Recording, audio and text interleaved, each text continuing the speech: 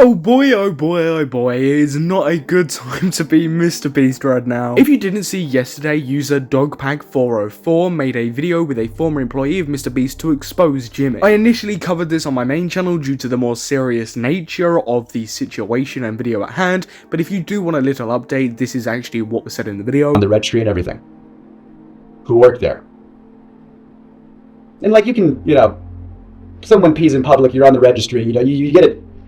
You can still have a job after you're on the, that's one thing. You go to prison, you get rehabilitated, that's one thing. Like if you do your time, that's fine. I think there should be rehabilitation in this country.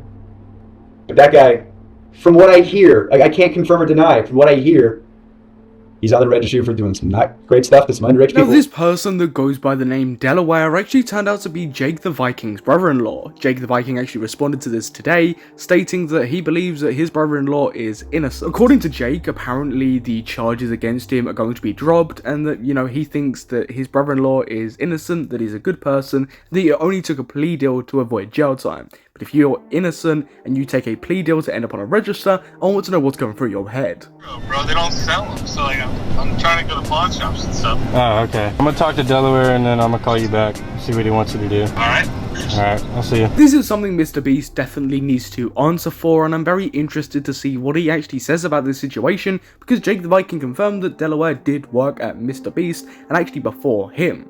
But as well, MrBeast isn't also screwed in that department, but the person he was screwing has come out. MrBeast's ex-girlfriend, in a very strange move, has come out and made a quote-unquote statement against MrBeast. I should mention though, in this statement, and even in the follow-up one, the name MrBeast or Jimmy is not mentioned once, and it's pretty vague. She starts with, at YouTube, you need to reevaluate who you're putting on the trending page. She follows this up with a statement. I've spent years being quiet, never acknowledging the time in my life, just quietly cheering on those who I saw mistreated. I don't want drama, I don't want anything, I just want to speak up for my 19-year-old self. I've already seen some people call out her saying I don't want drama or I don't want anything, saying that why would you come out about this in the first place if you don't want anything? Because this would not be the first person to say something incredibly vague about their ex-partner, leave it for a bit, come back and address it again, or say something vague about their partner and not want to elaborate any further. But when it's someone like MrBeast, who is such a big figure and who is somebody who is currently in a lot of hot water, you can't really leave it vague like this because people are just going to assume the worst. 19 to 21 are formative years, and as a young woman it impacted the way I saw myself, the way I interpreted my future, and how I trusted men. I don't want to be commentary brained or internet brained at all here, but when you're saying extremely vague stuff like that, people are only going to think the worst. That alludes to some serious accusations against MrBeast. Like, she hasn't mentioned MrBeast or Jimmy by name at all, but she's done this right in the middle of the whole MrBeast controversy and also tagged YouTube. There was no user manual. There was no instructions on how to deal with gaining a following quickly. No cheat sheet or dating someone famous. I did the best I could, but I was not okay. Now here this is alluding to more of the fact that she couldn't cope dating someone with that much fame, fans swarming around them constantly, they're at a dinner date, there are fans coming up trying to hug MrBeast, take photos of him, spitting in his drink, stuff like that, right?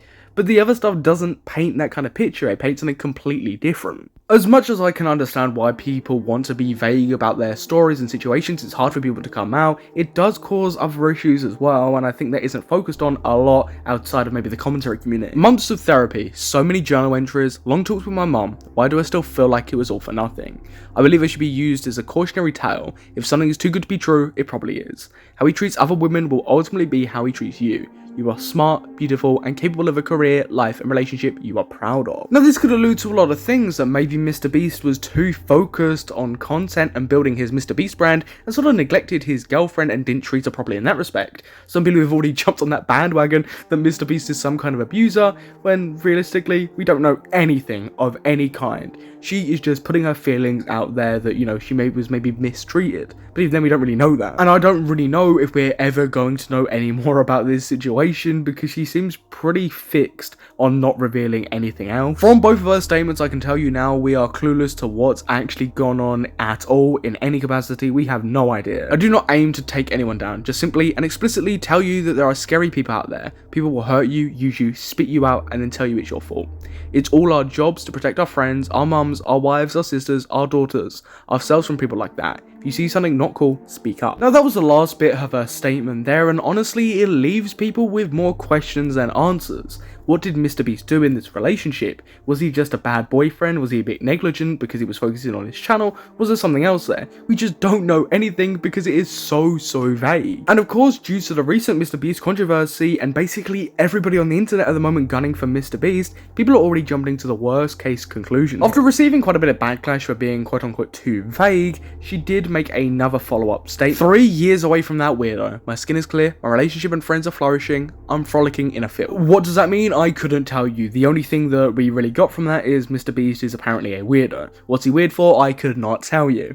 You see the theme. She's so vague. She said nothing. From the looks of it, I don't need to. I mean, that really depends what way you look at this. I mean, probably for her, she wants to reach out to other women that might have been in a bad relationship and, you know, comfort them and make them feel assured. And they probably definitely got something out of this and they feel not alone. So there, she probably got what she wanted. But in the sense of, you know, people actually want to know what MrBeast has done, if he's this truly horrific person behind closed doors and even in a relationship, yeah, I feel like you need to expand a little bit more. And I'm not pressuring her to do so right this moment or even a month or whenever, just whenever she's ready, but I feel like that's something that needs to be expanded on more because she's put that out there and people are assuming the worst. People are assuming that he's an abuser or he's this manipulator or something like that, right? People don't really know what's going on and are just jumping to their own conclusions. Not putting myself through that shit again, but thanks. I kind of wonder what that means, if that's tied directly to MrBeast, maybe how the relationship ended, how she dealt with that, the backlash from that, or maybe even just a backlash from her initial statement.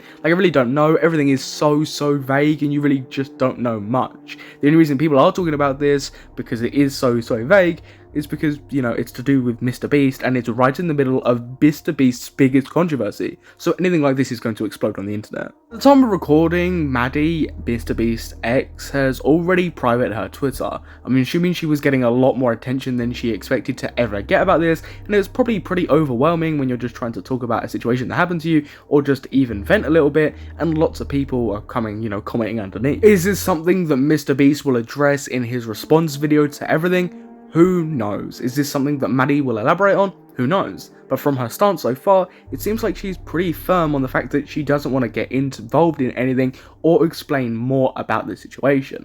But that just leaves people wondering, what the hell did MrBeast do, and jumping to conclusion. Whilst it seems like something that could be genuinely serious and something could have happened here, people need to focus on what we actually know. There's plenty of stuff to focus on at the moment, like Dogpack 404's third video, even his second video.